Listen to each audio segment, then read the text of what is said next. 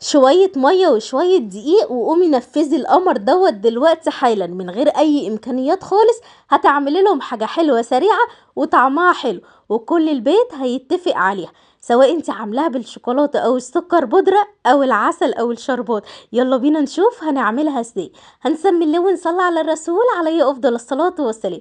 4 كوبايات من الدقيق بمعدل نص كيلو، ممكن تقللي او تزودي على حسب ما انت عايزة.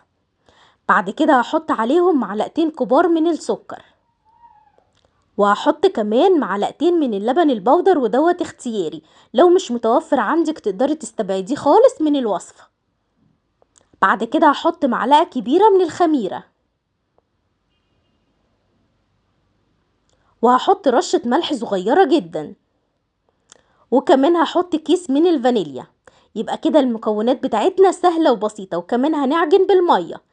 قلبت كل المكونات الجافة ديت مع بعضيها.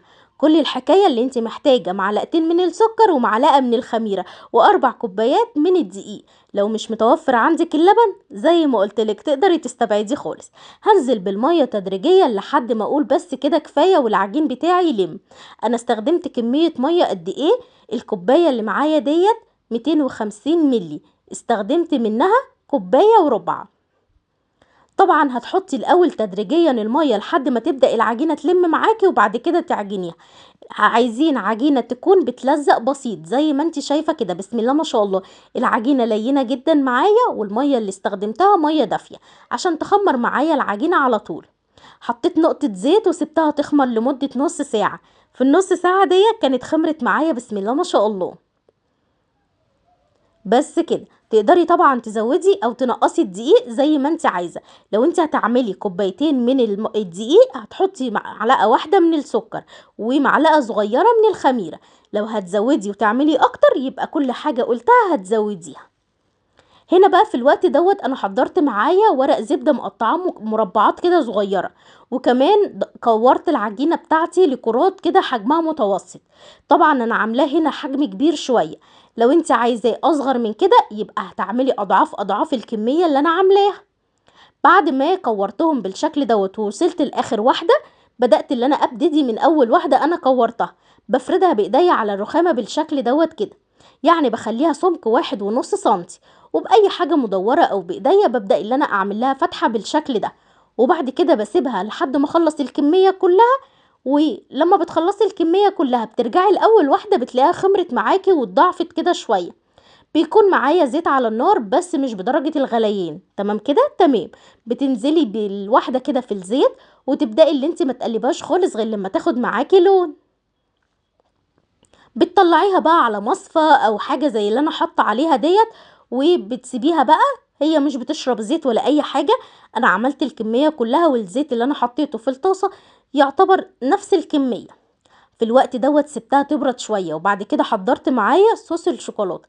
سخنته كده في الميكروويف مع معلقتين من الزيت. وكمان عملت شوكولاتة بيضة برضو سيحتها في الميكروويف مع معلقتين من الزيت. طب انا مش عندي متوفر شوكولاتة ولا بيضة ولا غامقة ولا اي حاجة، اعملها ايه؟ اعمليها عليها سكر بودرة هتكون جميلة. عارفة السيرب بتاع العسل بتاع الشربات الكنافة اللي احنا عملناه في شهر رمضان؟ تقدري كمان تعمليه. تعالى اقولك على تكاية حلوة قوي برضو تنفذيها. اول حاجه بقى طبعا انا هنا عملت ايه؟ فاض معايا شويه كده من الشوكولاته البيضه، حطيت عليها صوص كده، مش صوص، لون احمر، الالوان الحمراء الغذائيه اللي هي مصرحه للاكل، تمام كده تمام. بقى لونها بينك معايا. زينت عليها فورماسيه من فوق وبقى شكلها حلو جدا زي ما انت شايفه. تقدري بقى التزيين تعمليه زي ما انت عايزه. وكمان تقدري اللي انت تعملي كوباية من السكر البودر، عليها معلقتين او 3 من اللبن لحد ما تستكفي كده مقدار اللبن بتاعها وتبقى معاكي قوامها كريمي. يعني ممكن تاخد معاكي 4 معالق 5 معالق من اللبن. المهم في النهاية بيكون قوامها كريمي، وتقدري تزيني بيها هتبقى جميلة جدا. عايزاها لونها لون الشوكولاتة هتحطي عليها معلقة من الكاكاو. عايزاها لونها لون البنك يبقى هتحطي صوص كده احمر زي اللي انا عملته في الاول. لكن اللي انا عملت بيه دي شوكولاته غامقه وشوكولاته بيضه. طبعا تقدري ترشي على وشها سكر بودره. وبس كده خلاص. قد ايه طعمها حلو جدا، مش شاربه زيت. القوام بتاعها مناسب جدا، طعمها حلو وطريه. بتتاكل كده مسكره وجميله. حتى لو هي بارده برضه بتكون طعمها حلو. بس كده خلاص، هاستناكِ تجربيها وتبعتي لي الصور بتاعتها، وقولي لي بتتفرجي عليَّ منين، وما تنسيش تعملي متابعة للصفحة.